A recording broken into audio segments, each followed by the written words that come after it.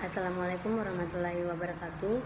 Pada video kali ini, saya akan memaparkan materi untuk memenuhi ujian tengah semester Ekonomi Mikro Islam dengan dosen pengampu yaitu Zulkarnain MSI.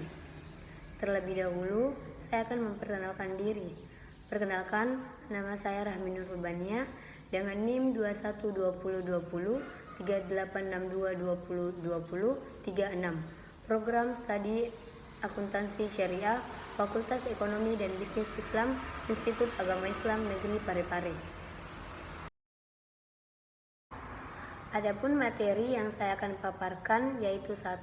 Sistem ekonomi sosialis, kedua sistem ekonomi Islam, ketiga kebutuhan, keinginan, maslahah, dan utility, keempat konsumsi, kelima permintaan, dan yang terakhir produksi dalam Islam.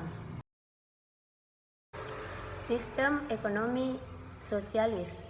Sistem ekonomi sosialis adalah sistem ekonomi yang pelaksananya diatur langsung oleh pemerintah.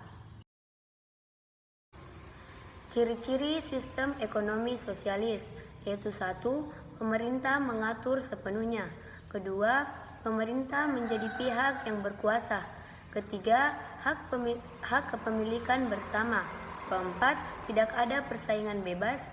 Kelima, kesejahteraan masyarakat lebih merata. Dan yang terakhir, jumlah produksi terbatas. Selanjutnya, kelebihan dan kekurangan sistem ekonomi sosialis. Yaitu 1. Kelebihan. Adapun kelebihannya yaitu 1. Pemerataan kesejahteraan. Kedua, tidak ada eksploitasi buruh. Ketiga, tidak ada kesenjangan sosial. Keempat, inflasi dapat ditangani. Dan yang terakhir, meminimalisir eksploitasi sumber daya alam. Kedua, adapun kekurangan sistem ekonomi sosialis yaitu 1. Tidak ada persaingan pasar. Kedua, masyarakat tidak berinovasi. Ketiga, pertumbuhan ekonomi berjalan lambat. Selanjutnya materi kedua yaitu sistem ekonomi Islam. Adapun pengertian sistem ekonomi Islam, secara umum sistem ekonomi Islam adalah suatu peraturan yang pelaksanaan ekonominya berdasarkan dengan hukum Islam yaitu Al-Quran dan hadis. Adapun prinsip sistem ekonomi Islam yaitu pertama, memberikan ruang pada negara. Kedua, larangan riba. Ketiga, tidak melakukan monopoli. Keempat, memiliki tanggung jawab. Kelima, melaksanakan sistem bagi hasil. Keenam, kebebasan kegiatan ekonomi sesuai ajaran Islam. Dan yang terakhir, memiliki sifat dualisme kepemilikan. Selanjutnya, kekurangan dan kelebihan sistem ekonomi Islam. Adapun kekurangan sistem ekonomi Islam yaitu pertama, perkembangan literatur ekonomi Islam berjalan lambat. Kedua, praktik ekonomi konvensional lebih dikenal masyarakat. Dan yang ketiga, tidak ada gambaran ideal negara yang menggunakan sistem ekonomi Islam. Adapun kelebihan sistem ekonomi Islam yaitu 1. Menjunjung kebebanan individu. Kedua, mengakui hak individu terhadap harta. Dan ketiga, kesejahteraan individu dan masyarakat. Keempat, jaminan sosial. Dan yang terakhir, distribusi kekayaan. Selanjutnya, tujuan sistem ekonomi Islam. Adapun tujuan sistem ekonomi Islam yaitu 1. Pemenuhan kebutuhan dasar manusia. Kedua, memastikan kesamaan kesempatan bagi semua orang. Ketiga, memastikan untuk setiap orang kebebasan untuk mematuhi nilai-nilai moral. Dan yang terakhir, memastikan stabilitas dan juga pertumbuhan ekonomi. Selanjutnya materi ketiga yaitu kebutuhan, keinginan, maslahah, dan utility. Kebutuhan. Adapun pengertian kebutuhan.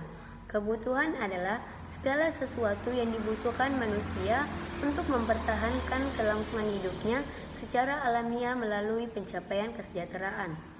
Adapun kebutuhan manusia dibagi menjadi 4 kategori, yaitu 1. Kebutuhan primer, sekunder, dan tersier. Kedua, jasmani dan rohani. Ketiga, individu dan kelompok. Dan yang terakhir, kebutuhan sekarang dan masa depan yang akan datang. Selanjutnya, keinginan. Kebutuhan dan keinginan merupakan dua hal yang berbeda. Kebutuhan adalah keinginan manusia terhadap suatu barang dan jasa yang harus dipenuhi guna mempertahankan kehidupannya. Adapun faktor-faktor penyebabnya yaitu 1. Kodrat manusia. Semakin meningkatnya sarana yang dimiliki, maka semakin banyak pula kebutuhan yang dirasakan belum terpenuhi. Kedua, faktor alam dan lingkungan. Ketiga, faktor perdagangan internasional.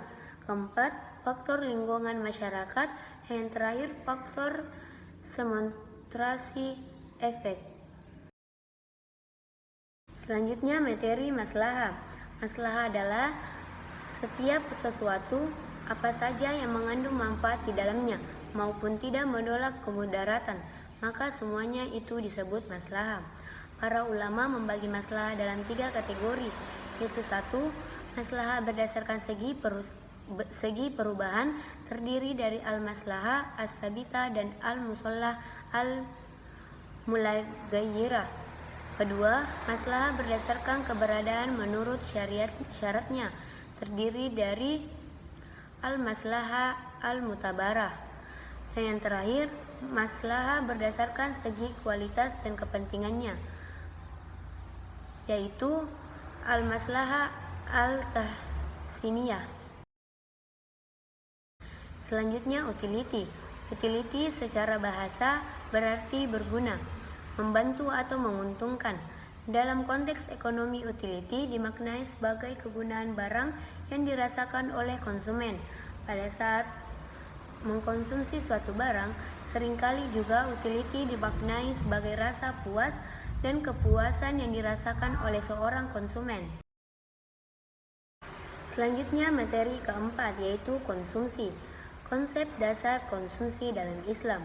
Konsumsi adalah suatu kegiatan manusia mengurangi atau menghabiskan nilai guna suatu barang dan jasa untuk memenuhi kebutuhan baik secara berangsur-angsur maupun sekaligus. Adapun prinsip dasar konsumsi yaitu 1. Konsumsi barang halal. Kedua, konsumsi barang suci dan bersih. Dan yang terakhir, tidak berlebihan. Norma dan etika dalam konsumsi yaitu 1. Tauhid atau unity atau kesatuan. Kedua, adil. Ketiga, amanah. 4. Halal. Dan kelima, sederhana. Adapun kaidah dan fungsi konsumsi. Kaidah dalam konsumsi yaitu 1. Kaidah syariah. Kedua, kaidah ilmiah. Ketiga, kaidah amaliyah. Dan yang terakhir, kaidah kuantitas. Adapun fungsi dalam konsumsi yaitu kesesuaian konsumsi dengan pemasukan.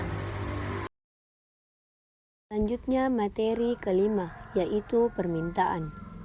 Konsep dasar permintaan dalam ekonomi Islam. Permintaan adalah jumlah barang yang dimintai konsumen dalam suatu pasar yang jumlahnya tergantung dari jumlah pendapatan yang diperoleh dan terdapat hubungan yang pasti antara harga yang baik dan kualitas. Adapun hukum permintaan. Hukum permintaan adalah bila harga suatu barang naik, maka permintaan barang tersebut akan turun. Sebaliknya, bila harga barang tersebut turun, maka permintaan akan naik. Selanjutnya, kurva permintaan dan konsumsi intertemporal. Kurva permintaan. Kurva permintaan adalah grafik yang menggambarkan hubungan antara harga dengan jumlah komoditas yang ingin dan dapat dibeli konsumen. Kurva ini digunakan untuk memperkirakan perilaku dalam pasar kompetitif dan seringkali digabungkan dengan kurva penawaran untuk memperkirakan equilibrium. Selanjutnya, konsumsi intertemporal. Konsumsi intertemporal adalah konsumsi yang dilakukan dalam 2 waktu yaitu masa sekarang atau periode pertama dan masa yang akan datang, yaitu periode kedua. Selanjutnya materi ke-6, yaitu produksi. Konsep dasar produksi. Produksi adalah suatu kegiatan yang mengaitkan nilai kewajiban mulai dari pengelolaan sumber-sumber yang diperoleh syariah, proses produksi, hingga hasil produksi kegiatan yang dilakukan. Adapun teori produksi, yaitu 1. Bagaimana memilih kombinasi penggunaan input untuk menghasilkan output dengan produktivitas dan efisiensi tinggi. Selanjutnya, jenis-jenis produksi dan fungsi produksi. Adapun jenis-jenis produksi, 1. Yaitu bidang jasa, 2.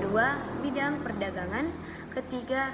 Bidang industri atau mengelola bahan mentah menjadi barang jadi, 4.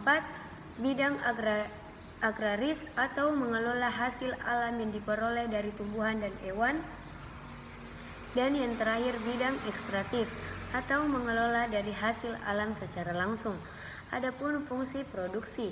Fungsi produksi adalah hubungan antara input dengan output yang dihasilkan dalam suatu periode atau suatu gambaran bagaimana produsen berperilaku dalam memproduksi barang dan jasa. Itulah materi yang sempat saya paparkan.